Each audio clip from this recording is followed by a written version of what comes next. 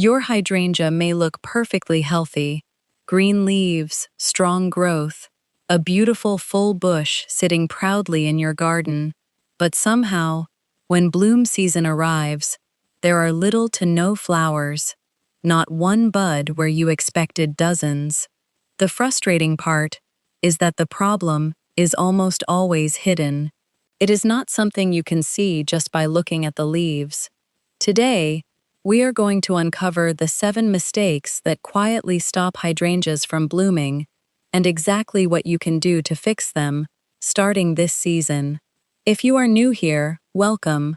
This channel is all about helping you grow a beautiful, thriving garden with practical plant care tips, smart gardening ideas, and simple solutions for common garden problems.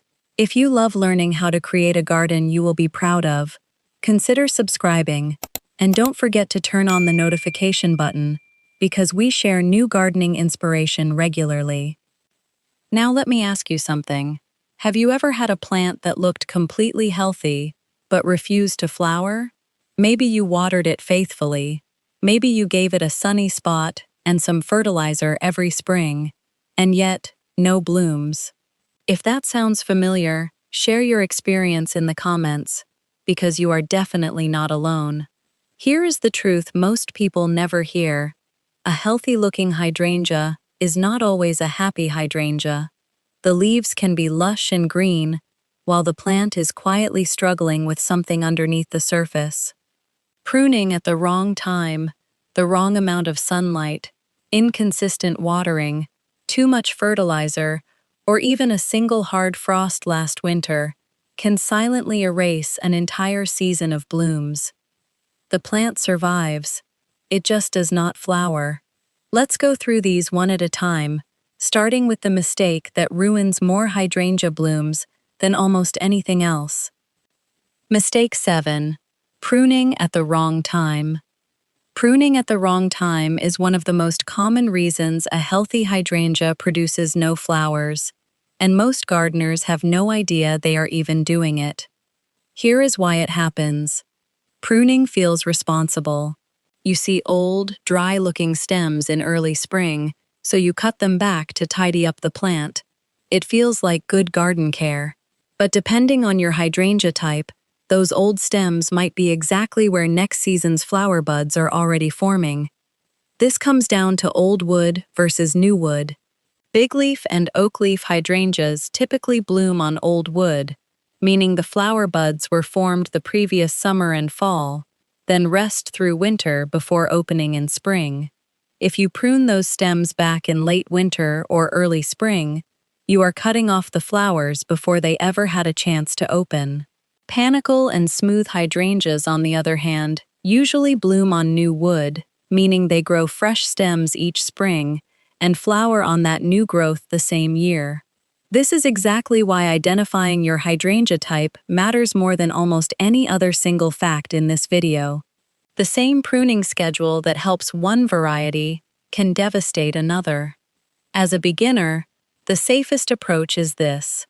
If you are not sure what type you have, avoid major pruning altogether until you see how and when it blooms for at least one full season. For old wood bloomers, prune right after flowering in summer, never in fall, winter, or early spring. For new wood bloomers, late winter pruning is safe, since the flowers have not formed yet.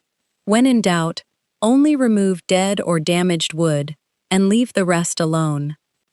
But this next mistake is one of the biggest reasons healthy hydrangeas fail to bloom, and it starts before you even plant the shrub. Mistake 6. Growing the wrong hydrangea in the wrong conditions. Growing the wrong hydrangea in the wrong conditions is a quiet mistake, because the plant does not usually die. It just underperforms year after year. Hydrangeas are not one single plant with one single set of rules. Bigleaf hydrangeas love partial shade and consistent moisture, and they are the most sensitive to cold, since their flower buds can be damaged by a late frost. Panicle hydrangeas are the toughest of the group, tolerating full sun and colder winters, and they bloom reliably on new wood. Smooth hydrangeas, including the popular Annabelle type, are also new wood bloomers, cold-hardy and forgiving, but they can flop over without support. Oakleaf hydrangeas prefer part shade, bloom on old wood, and offer beautiful fall foliage color as a bonus. Many gardeners buy a hydrangea because it looked beautiful at the nursery, without ever checking which variety it is. Then they plant it in a spot suited for a completely different type. A shade-loving bigleaf hydrangea planted in blazing afternoon sun will struggle. A panicle hydrangea tucked into deep shade will grow leaves but rarely flower well, because it simply is not getting the light it evolved to use. The fix is simple, but it requires one extra step before planting. Check the plant tag or look up the variety name, confirm whether it blooms on old or new wood, and match the sunlight and climate needs to the actual spot in your yard. This single step prevents most of the bloom problems we see in home gardens. Many gardeners do this with good intentions, but the next mistake can actually make the problem worse instead of better. Mistake 5. Too much nitrogen fertilizer. Too much nitrogen fertilizer is one of those mistakes that feels like you are helping the plant, when you are actually working against it. Nitrogen encourages leafy green growth. In small, balanced amounts, that is healthy. But when a hydrangea receives too much nitrogen, especially from fertilizers designed for lawns or leafy vegetables, the plant pours its energy into producing more leaves and stems instead of flowers. You end up with a lush, thick, beautiful green bush that never blooms because the plant simply has nothing left to invest in flower production. This is why some of the healthiest-looking hydrangeas in a neighborhood are also the ones with the fewest flowers. The plant is not sick, it is just unbalanced. The fix is to choose a fertilizer formulated for flowering shrubs, one with a more balanced or slightly phosphorus and potassium-leaning ratio, rather than heavy nitrogen.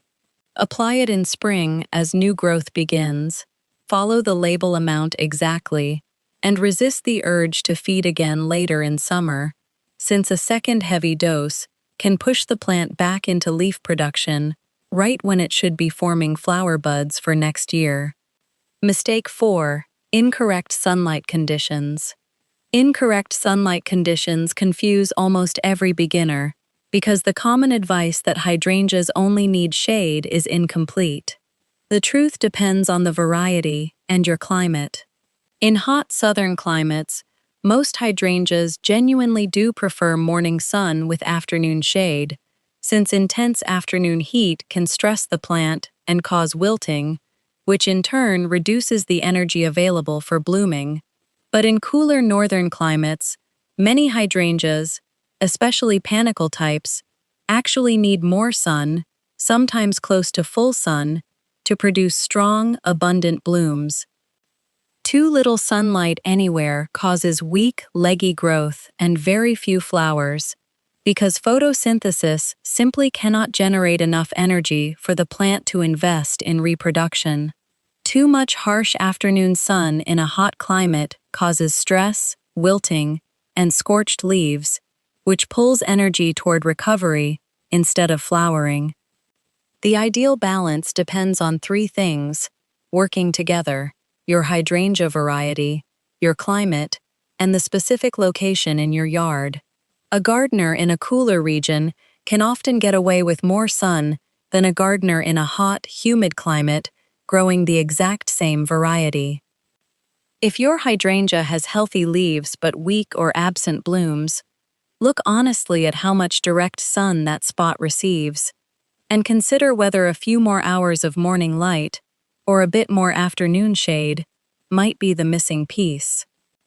Mistake 3. Water stress. Water stress is a mistake that goes in 2 very different directions, and both of them quietly stop flowers from forming.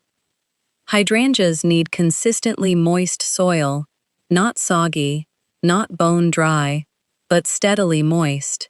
Even the name hydrangea comes from the Greek words for water vessel, which tells you how much this plant depends on hydration.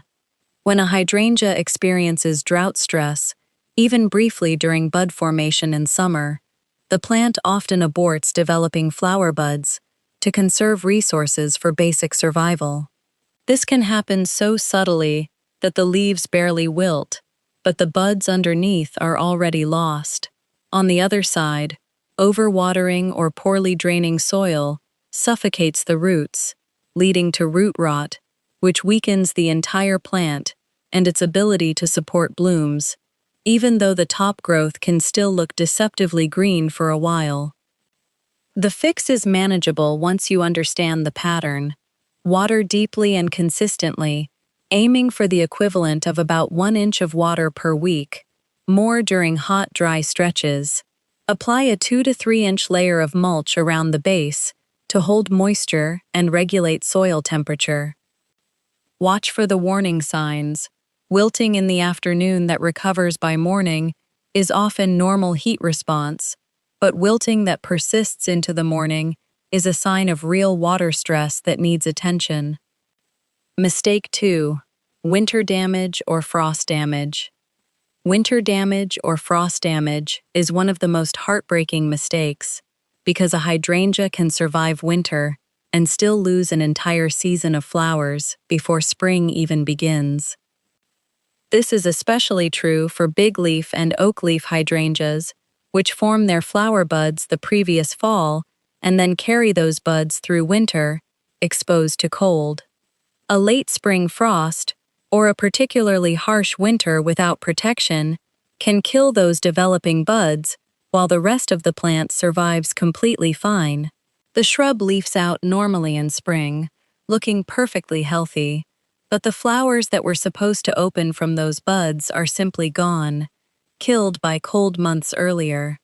This is exactly why a plant can look alive and thriving, yet still have no flowers, and it has nothing to do with anything you did during the growing season itself. Gardeners in colder climates can protect their old wood-blooming hydrangeas by mulching heavily around the base in late fall, and in especially harsh climates, loosely wrapping the plant or covering it with burlap during the coldest stretches. Choosing more cold-hardy varieties, like many Panicle and smooth types, also removes this risk almost entirely, since those varieties bloom on new wood grown fresh each spring. The final mistake is often overlooked, but it could be the reason your hydrangea has disappointed you for years without you ever realizing why. Mistake 1. Poor soil conditions and nutrient problems. Poor soil conditions and nutrient problems sit quietly beneath everything else we have talked about, because soil is the foundation every other factor depends on. Hydrangeas thrive in soil, rich in organic matter, with good drainage and consistent access to nutrients. When soil is compacted, depleted, or lacking organic material, the plant can survive on stored energy for a surprisingly long time, producing leaves and looking healthy, while slowly running out of the resources needed to also produce flowers. Nutrient imbalances play a role here too. A lack of phosphorus, which supports flower and root development, can quietly limit blooming, even when nitrogen levels look fine. And soil chemistry does something else fascinating with certain hydrangea varieties, particularly bigleaf types, where soil pH actually influences flower color, with more acidic soil producing blue flowers and more alkaline soil producing pink flowers. This is not just a fun fact, it is a sign of how directly connected your soil chemistry is to what happens above ground. The fix starts with improving your soil before you look anywhere else. Work compost or well-rotted organic matter into the soil around the base. Test your soil if blooms have been a repeated problem, and address any major pH or nutrient imbalance based on those results rather than guessing. What to do right now if your hydrangea has no blooms? If your hydrangea has no blooms right now, here is exactly what to do. Do not panic prune. Cutting the plant back out of frustration can remove next year's flowers before they even have a chance to form, especially if you are unsure whether you have an old wood or new wood bloomer. Identify your hydrangea type first. This single piece of information changes almost every other decision you make about pruning, sunlight, and winter protection. Improve your watering habits now, aiming for deep, consistent moisture rather than occasional heavy watering, followed by dry stretches. Add a solid layer of mulch around the base to protect roots, retain moisture, and moderate soil temperature through the coming seasons. Prepare the plant for next season by resisting late fertilizing, protecting old wood varieties before winter, and improving the soil around the root zone. And finally, learn from this growing season. Take a few notes about when your hydrangea leafed out, how much sun that spot receives, and how the soil felt throughout summer. That information becomes incredibly valuable next year. A hydrangea with no flowers is not a failure, and it is not a sign that you have a black thumb. Most of the time, it simply means one or two small things quietly went wrong. Mistimed pruning, the wrong variety for the spot, too much nitrogen, uneven watering, a hidden frost, or soil that needs a little more attention. Results will always depend on your specific hydrangea variety, your climate, your growing zone, and the conditions in your own garden, so be patient with the process. But now that you understand what is actually happening inside the plant, you are no longer guessing. You know exactly what to look for and exactly what to fix. If this video finally helped you understand why your hydrangea has not been blooming, let me know in the comments which mistakes surprised you the most. And if you want more practical, honest gardening help like this, subscribe, because there is a lot more coming. Here is to a garden full of blooms next season.